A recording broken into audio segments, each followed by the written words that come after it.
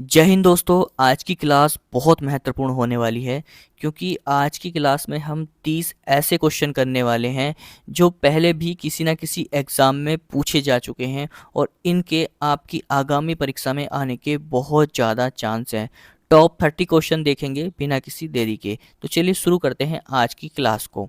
दोस्तों, पहला प्रश्न आपको दिया गया है, गूंजहीन हॉल का अनुकरण काल इनमें से कितना होता है।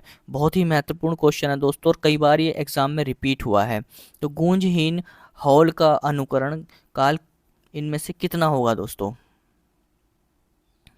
तो दोस्तों, आपका इसमें जो सही आंसर हो जाएगा वो बी 0 सेकंड हो जाएगा। गूंजहीन हॉल का अनुकरण काल 0 सेकंड होता है। अगले क्वेश्चन की तरफ बढ़ते हैं।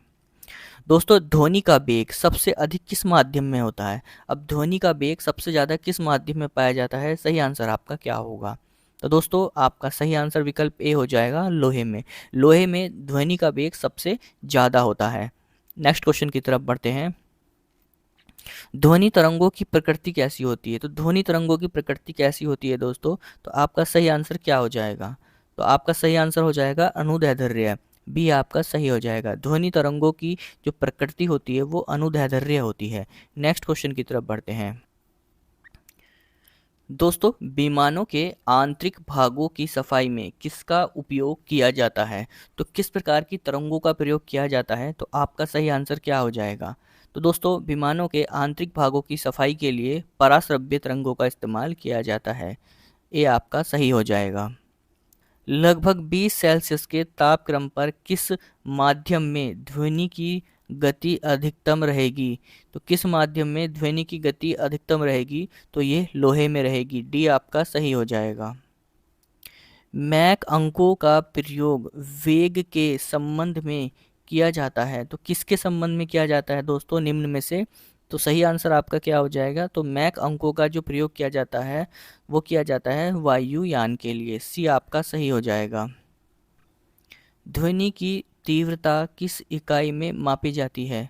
तो ध्वनि की जो तीव्रता होती है वो किस इकाई में मापी जाती है, तो ये मापी जाती है डेसिबल में। अगले क्वेश्चन की तरफ बढ़ते हैं।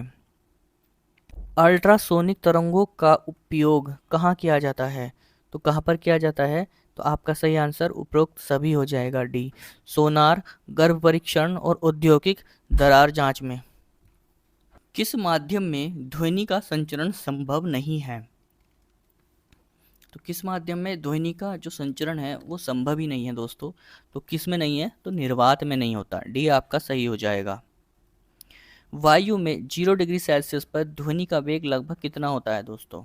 तो वायु में ध्वनि का वेग कितना होता है, तो आपका सही आंसर हो जाएगा 331 मीटर प्रति सेकंड।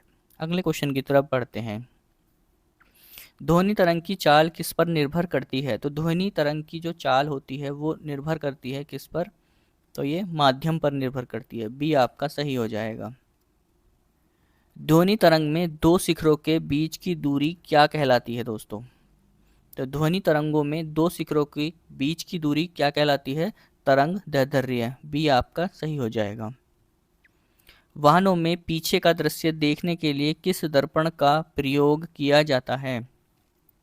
तो वाहनों में पीछे का दृश्य देखने के लिए किस दर्पण का प्रयोग किया जाता है, तो आपका सही आंसर उत्तल दर्पण हो जाएगा। बी सही हो जाएगा। वाहनों के पीछे का दृश्य देखने के लिए उत्तल दर्पण का प्रयोग किया जाता है। पेंडुलम को चंद्रमा पर ले जाने पर उसकी समय अवधि क्या होगी। तो दोस्तों, उसकी जो समय अवधि होगी वो बढ़ जाएगी। पेंडुलम को चंद्रमा पर ले जाने पर उसकी समय अवधि बढ़ जाएगी। सी आपका सही हो जाएगा। एनीमोमीटर की सहायता से क्या मापा जाता है। तो एनोमोमीटर की सहायता से क्या मापा जाता है, तो आपका सही आंसर क्या हो जाएगा। ये हो जाएगा हवा की गति। एनीमोमीटर से हवा की गति को दोस्तों मापा जाता है। निकट दृष्टि दूर करने के लिए कौन सा लेंस उपयोग किया जाता है।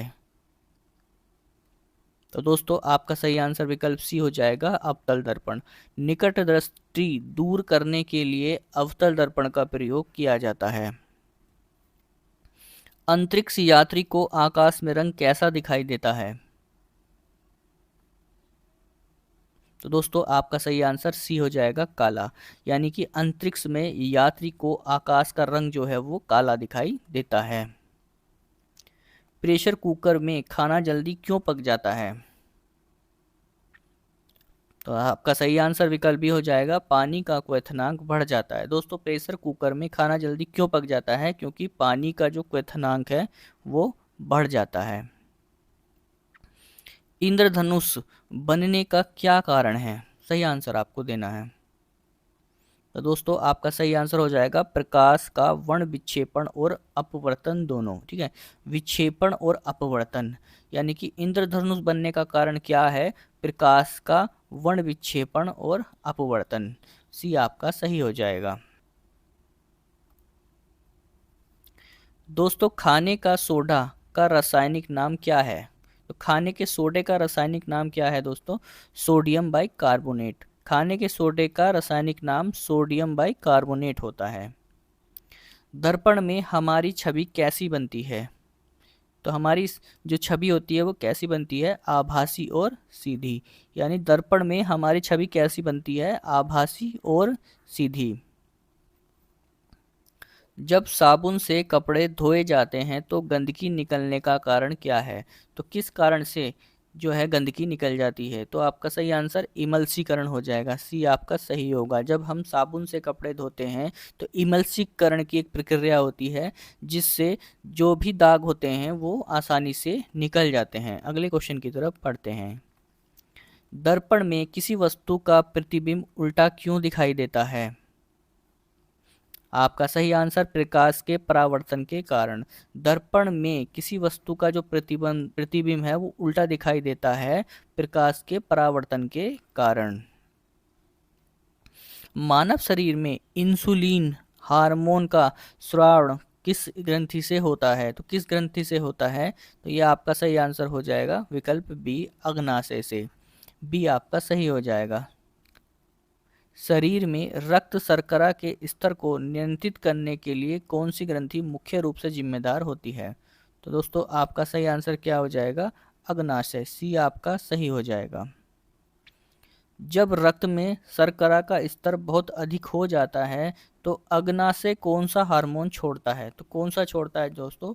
इंसुलिन। बी आपका सही हो जाएगा।